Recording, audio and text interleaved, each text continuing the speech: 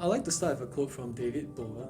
He says that there's no business to be done on a dead planet, and I couldn't agree more.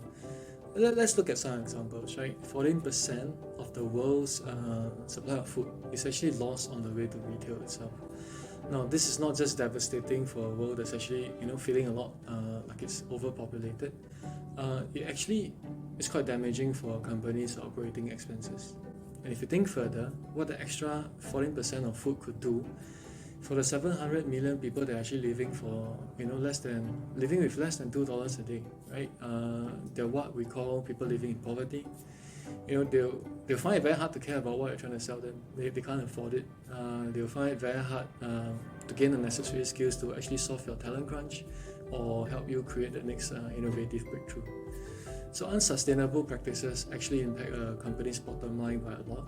People just don't realize the extent of it, right? So the only way for a business to grow sustainably is to grow alongside the planet.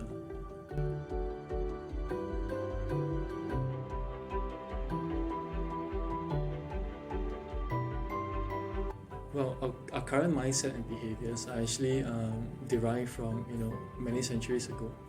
It starts from the coalfield industrialization from the 1700s, and it's led to this great acceleration of human activity that we see today. And we can only change that by re-examining our relationship with the planet itself.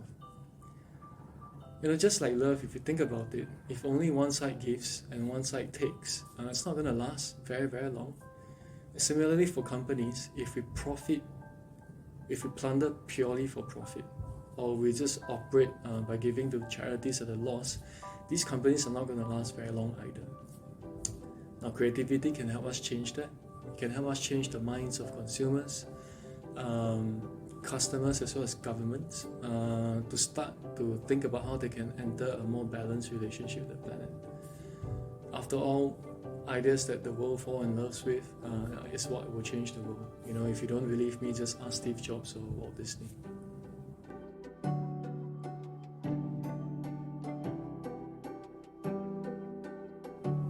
Well, love means nothing without action, right?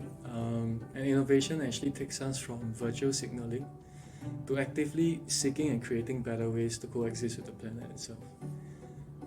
Now, a company that's trying to activate its ESG plan, they must consider how to convince and partner with many people, right? That includes their consumers, their stakeholders, any regulatory bodies, communities, and even governments themselves. And innovators can help them do that with ease. They come in and they can foster radical collaboration, right? By really understanding how these big societal as well as business challenges overlap. And from there, they can actually reframe the problem, create new solutions, and essentially design sustainable solutions for all of us to enjoy.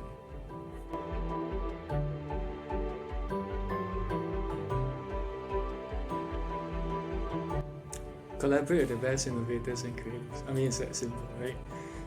Find those big overlaps between societal and business problems. Figure out a new model of growth. Reframe those problems. Brainstorm on how to act with real impact. And inspire the world to a new way of living, because that's how we can all grow with love.